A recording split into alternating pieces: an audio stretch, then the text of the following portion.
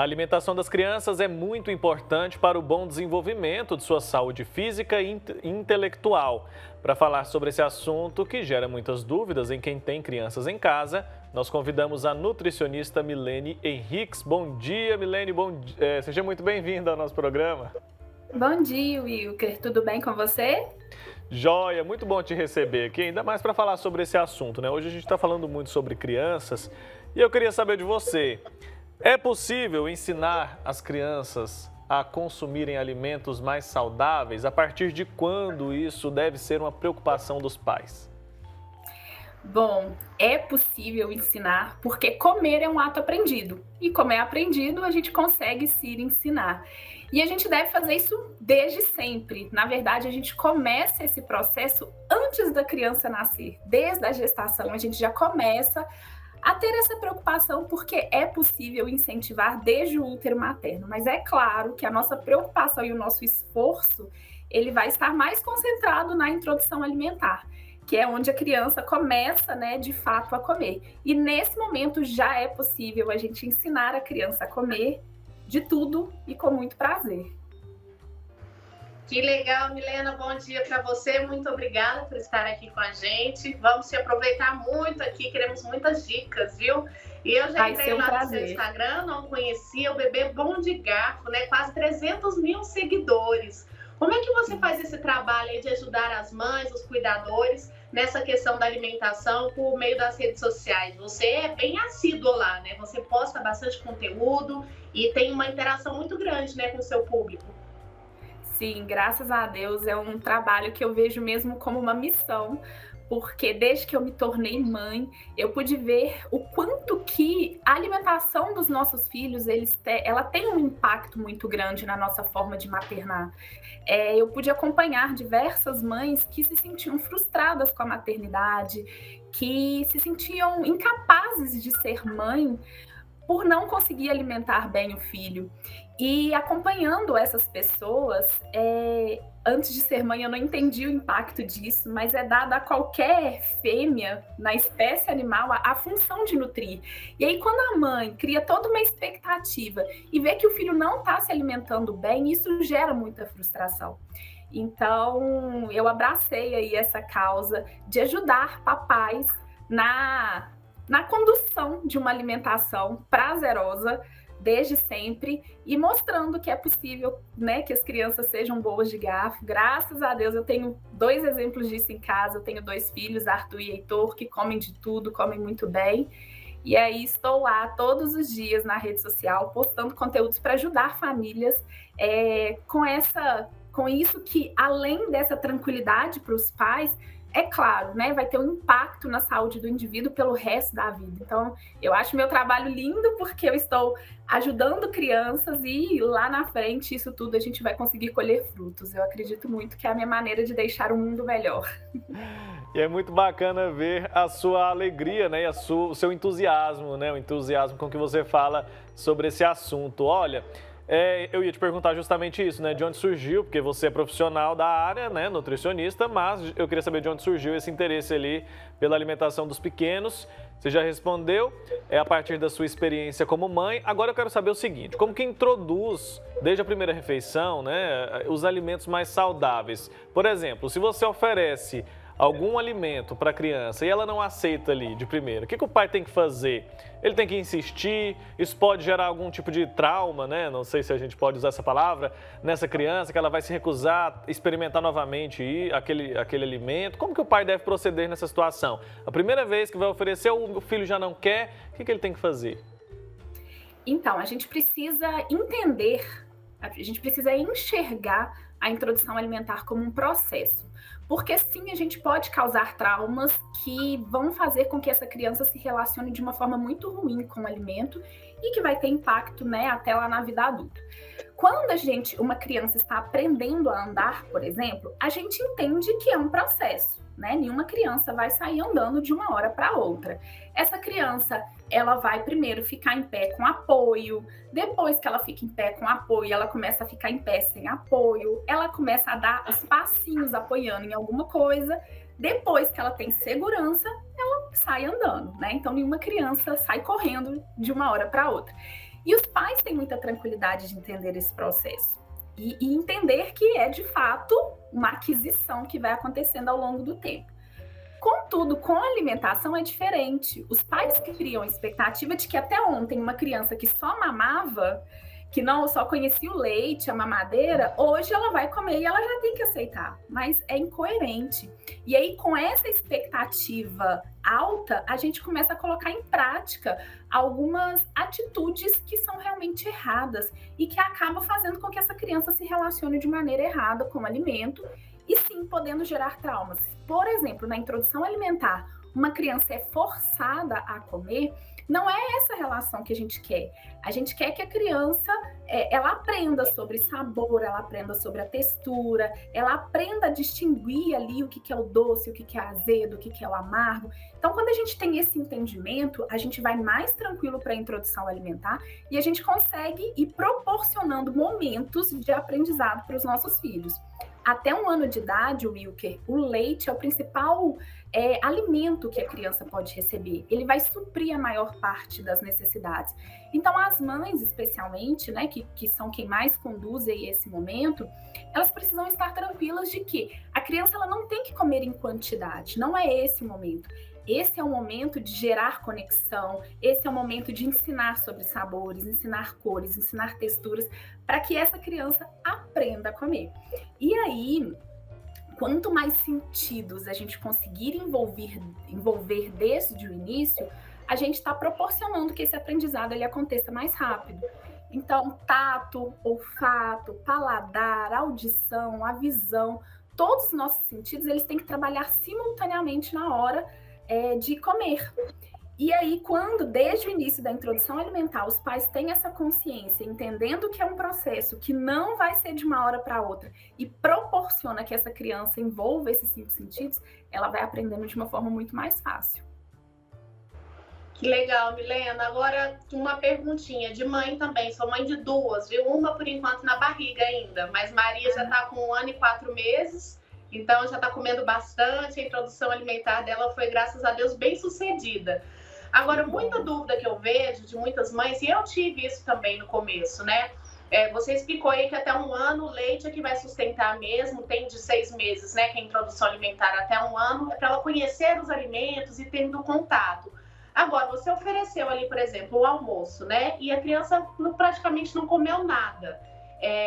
Até quando você vai oferecer depois, né, a mamadeira para sustentar a criança? Porque às vezes a gente ouve também, não adianta você substituir, porque ela sempre vai saber que se ela não comer aquilo ali, ela vai ter o mamar depois. Então ela nunca vai querer comer. Como é que a gente sabe o limite aí? Vai deixar a criança com fome? Às vezes a gente fica com esse medo. Eu tive esse medo em algumas refeições da Maria, vou confessar para você. Esse medo não é só seu, ele é geral. Não tem uma mãe que não tem medo de ver o filho passando fome. No entanto, esse é o erro que eu mais vejo sendo cometido. Eu sou nutricionista há 14 anos, eu tenho, né, certificação internacional em seletividade alimentar. Hoje meu público é só esse. Eu só atendo crianças seletivas, eu tenho um curso de alfabetização do paladar com mais de 20 mil alunas. Então, assim, pegando toda essa minha experiência, eu tenho a certeza de que a substituição é uma das grandes vilãs, se não a maior. Por quê? A criança está aprendendo, lembra que é um processo. Ela está aprendendo a comer. E existe nesse processo de aprendizado uma divisão de responsabilidades. É muito importante que a gente entenda e enxergue a alimentação como um relacionamento entre o pai, a mãe e o filho, né? E essa alimentação, ela sempre vai querer... A criança, ela vai usar esse relacionamento, né? Um relacionamento sempre envolve 2 partes, claro, ninguém se relaciona sozinho. E é muito importante que a gente crie essa conexão desde o momento. E aí, nessa conexão, existe uma divisão de responsabilidades. Vai caber à criança determinar se ela vai comer, porque ela pode não estar com fome e não comer. E vai determinar a criança também entender até quando ela vai comer. Porque cada um tem o seu apetite, cada um tem o seu mecanismo de fome, de saciedade e consegue se autorregular. Não tem como eu saber o tamanho da sua fome, da mesma forma que eu não sei o tamanho da fome dos meus filhos. Quando os pais entendem, então, que cabe à criança, a mãe vai ficar, né, vai dar esse papel para a criança, mas vai assumir o seu papel, que é proporcionar uma alimentação segura, tranquila, no momento certo, oferecendo alimentos adequados. Vou te dar um exemplo. Quando meu filho mais velho acordava, ele queria dizer que estava com fome, mas ele falava assim: mamãe, Arthur quer arroz, feijão, carninha. Era a forma que ele tinha de se comunicar e dizer: estou com fome. Ele ainda não sabia nomear esse sentimento. Mas não cabia a mim acordar e dar um prato de comida para o meu filho, porque não era o momento era de café da manhã. Quando os pais entendem essa responsabilidade, então eles criam uma rotina, oferecendo o alimento certo na hora certa. Ok, ofereci o alimento, Milene, e o meu filho não comeu. O que eu vou fazer? Se eu dou a substituição, eu estou dando para o meu filho o poder de ele determinar o que vai ser consumido. E não cabe à criança, né? Isso é papel nosso. Nós temos maturidade para entender o que é oferecido em cada refeição. A criança não vai se alimentar só de chocolate, só de iogurte. Não. São os pais quem determinam o que vai ser oferecido. Então, se a criança não comeu o almoço e aí pediu logo em seguida: não quero, tudo bem, os pais não vão forçar. Aí, 30 minutos depois, a criança fala assim: eu quero uma mamadeira. E os pais oferecem, a gente está passando esse papel que é nosso para a criança, mostrando o quê? Então, você escolhe que horas você vai comer e o que você vai comer. E isso não é papel da criança, isso não é responsabilidade. Então, a gente está delegando um papel que não é dela. Então, qual é o certo? Porque realmente, ver uma criança com fome é desesperador. O certo é a gente criar uma rotina de forma com que, nos horários certos que a família determinou, né? Vamos supor que seja a cada 3 horas. Então, tem o café da manhã, 3 horas depois tem o almoço, 3 horas depois tem o lanche da tarde, depois vai vir o jantar. Filho, você não quer comer? Tem certeza? A barriguinha vai ficar vazia até a hora do lanche da tarde. Você tá confortável com isso? Tudo bem, se a criança decidir não comer, a gente não vai forçar. A gente não vai deixar com fome, porque 3 horas depois vai ter uma outra refeição. Isso não seria um período suficiente para essa criança ter algum prejuízo, né? Fazer uma hipoglicemia, passar mal. Então, nós não estamos deixando essa criança com fome, mas nós estamos mostrando o nosso papel e mostrando que existe essa divisão de responsabilidades. Milene, mas o meu filho é bebezinho. Como que eu vou fazer? Gente, no início da introdução alimentar, até os 10 meses, a criança ainda não sabe que o alimento é a forma de matar a fome. Então, ela vai recorrer ao leite, ao peito, à mamadeira e tá tudo bem. Não tem que ser ferro e fogo, né? Agora é só daqui a 3 horas que vai comer. Não é assim.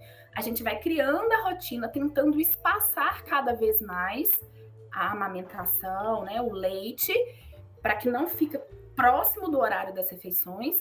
E aí, a gente vai construindo essa rotina e mostrando isso para a criança de forma com que, quando ela tenha 1 ano de vida, ela já consiga entender que agora não é hora de leite, agora é a hora do almoço, agora é a hora do lanche da tarde. E aí, se ela não tiver com apetite, tudo bem. A próxima refeição vai vir em seguida. E aí, a gente não dá aquela refeição que a criança recusou. Se a criança recusou o almoço e chega na hora do lanche da tarde, gente, agora você vai comer esse prato de comida que você não quis comer na hora do almoço. Concorda que, mais uma vez, a gente está delegando para a criança a hora que ela vai comer e o que ela vai comer? Então, a gente vai simplesmente seguir o baile, oferecendo o que a família determina, né, aí no seu contexto, que é saudável e adequado para aquela refeição. Então, não faça substituição, porque isso, de fato, acaba agravando a seletividade. Certo. Essa questão da idade, né, ela varia muito rápido, né, na ocasião ali das crianças. Estabelecer limite eu acho que é o mais complicado, né, a parte mais difícil para os pais. Claro, a gente não tem que delegar, não tem que permitir que a criança escolha o que ela vai comer. Mas chega um momento que a gente pode entender que aquela criança, o paladar daquela criança não aceita ali, ela não gosta daquele determinado tipo de alimento. Quando desistir de insistir nesse alimento e oferecer outro tipo de comida para essa criança? Bom, desistir nunca, jamais. No que eu falo, no processo de ensinar uma criança a comer, não existe essa possibilidade de desistir no sentido de não oferecer mais. Por quê? Até nós, adultos, nós temos isso. Nós temos fases que a gente não gosta de um alimento e às vezes a gente aprende a gostar, né? Eu tenho diversos exemplos de quando, por exemplo, a primeira vez que eu comi comida japonesa, eu achei horroroso. Eu falei, como que alguém come isso? E hoje eu simplesmente amo. Então, assim, o nosso gosto vai mudando, e o da criança também. Então, é importante que a gente não desista. Mas a criança não é obrigada a gostar de tudo da mesma forma que nós não gostamos de tudo. Existem alimentos que eu não gosto e tá tudo bem. Se a criança conseguir comer em variedade, tá tudo bem. Ela não é obrigada a gostar de tudo. E aí, o que os pais podem fazer, então, sem insistir, mas também sem desistir? Oferecer aquele alimento de uma forma diferente e ir mostrando para essa criança que, de repente, ela não gosta do alimento de uma forma, mas ela gosta de outro. Então, por exemplo, o meu mais velho não gosta de cenoura crua, cenoura na salada, mas ele come bolo de cenoura, ele come, se a gente fizer um salpicão e colocar uma cenoura, ele come. Então, eu vou mostrando para ele que, filho, você não gosta da cenoura sim, mas você gosta da cenoura assado. E é assim que a gente pode, sem insistir, né, sem obrigar essa criança a comer, mas também sem desistir, porque uma hora ou outra essa criança, ela pode aprender a gostar daquilo, e é super possível, tá, Will, que a gente, como adulta, a gente consegue desenvolver o nosso paladar para coisas que até então a gente achava estranho, a gente consegue sim trabalhar o paladar de uma criança em qualquer idade. Com certeza, Milene. Agora, uma pergunta em relação aos horários da alimentação da criança junto com a família. Eu sei, né, que é mais saudável, né, a criança sentar ali junto na mesa, comer no mesmo horário, mas às vezes é muito difícil. Igual a Maria mesmo aqui em casa está com 1 ano e 4 meses, ela almoça 11 horas da manhã. Então, ninguém vai almoçar esse horário aqui em casa. Até que ponto a gente deve tentar encaixar esses horários aí e ter esse momento mesmo de refeição junto com a família? Isso também faz toda a diferença? A partir de que idade? Faz toda a diferença desde sempre, especialmente para os bebês em introdução alimentar. Por quê? No primeiro ano de vida, a criança ela é muito movida pelo neurônio espelho. Neurônio espelho é a parte, né, assim, do cérebro da criança que vai fazer ela reagir a determinadas ações a partir do que ela viu. Então, por exemplo, quando alguém chega perto de um bebezinho e dá um sorriso, né, por amor, por afeto, porque é lindo mesmo ver um bebê, esse bebê aprende a sorrir. Ele aprende a sorrir porque ele tem esse neurônio espelho, ele imita o comportamento. Então, quando um bebê em introdução alimentar, ele começa a comer em família, ainda que ele não entenda nada do que está acontecendo, ele vai imitar o comportamento. Porque no primeiro ano de vida, o neurônio espelho, ele fala muito mais forte. Depois, a gente vai perdendo o neurônio espelho e vai desenvolvendo as nossas ações com outras partes do cérebro, né? A gente começa a entender como se comportar, como que devemos agir. Mas no primeiro ano de vida, isso é muito importante. Por isso, a importância da alimentação em família desde sempre. Mas isso continua sendo importante ao longo da vida, porque a alimentação, ela desempenha um papel que vai muito além do comer, né? Então, mesa, o estar à mesa é o local realmente que a gente consegue proporcionar muitos momentos que, às vezes, na correria do dia a dia, a gente não consegue. E aí, existe um estudo que fala que 4 refeições em família por semana já seria o suficiente para essa criança ter menor chance de desenvolver depressão, desenvolver distúrbios de personalidade lá na adolescência. Então, olha o impacto que isso tem. É muito difícil, né? A gente trabalha muito, nem sempre a gente consegue conciliar, mas o que eu recomendo é pelo menos 4 refeições em família por semana. Tá? Então, assim, que seja no sábado e no domingo. Agora, quanto mais a gente conseguir fazer isso ao longo dos dias, né, da semana inteira, mais a gente está evitando diversos problemas, inclusive emocionais, comportamentais, e mais a gente está ensinando os nossos filhos a comerem, a se comportar à mesa, porque a criança ela vai aprendendo a usar os talheres, ela vai aprendendo como mastigar, porque a criança também aprende a mastigar vendo as pessoas mastigando. Então, o conselho é, no mínimo 4 por semana, mas quanto mais você conseguir fazer, melhor. Certo, Milene, a gente tem muito assunto, né? Infelizmente, nosso tempo não é tão longo. Eu queria que você falasse agora sobre os bebês que possuem ali o sobrepeso. Quais são as orientações? Tá, um bebê em sobrepeso, a gente não vai preocupar com dieta. A gente não vai preocupar com restrição calórica, que é completamente diferente do adulto. O adulto, para emagrecer, ele precisa ingerir menos. O bebê, para ele emagrecer, né, na verdade, só para vocês entenderem, porque o termo nem seria esse, a gente não vai preocupar com a quantidade que está sendo oferecida. Até mesmo porque os bebês, eles nascem com esse mecanismo de saciedade regulado, né? Ele sabe quando parar de comer, ele não come por gula. A gente vai perdendo isso ao longo da vida. Mas para o bebê é diferente. Então, a gente não vai preocupar com nada de quantidade. A gente vai preocupar é com o que está sendo oferecido para esse bebê. Para um bebê chegar em sobrepeso, existem as exceções de distúrbios hormonais, né? De problemas que são muito raros.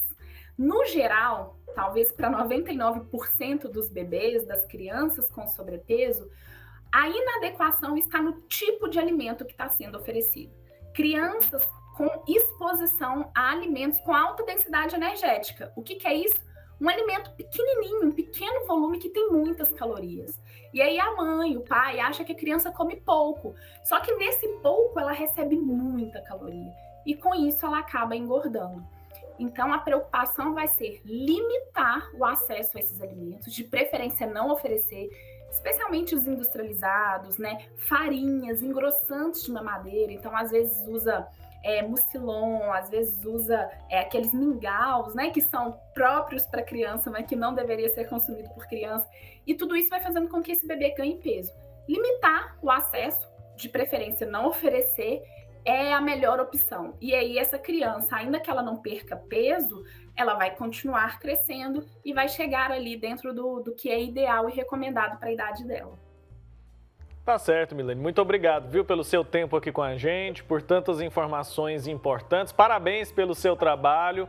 A gente colocou aí na tela várias vezes o Instagram, né? Bebê Bom de Garfo. Achei genial a sua iniciativa, viu? Muito bacana mesmo. Até uma próxima oportunidade. Obrigada, foi um prazer estar aqui com vocês. Tchau, tchau.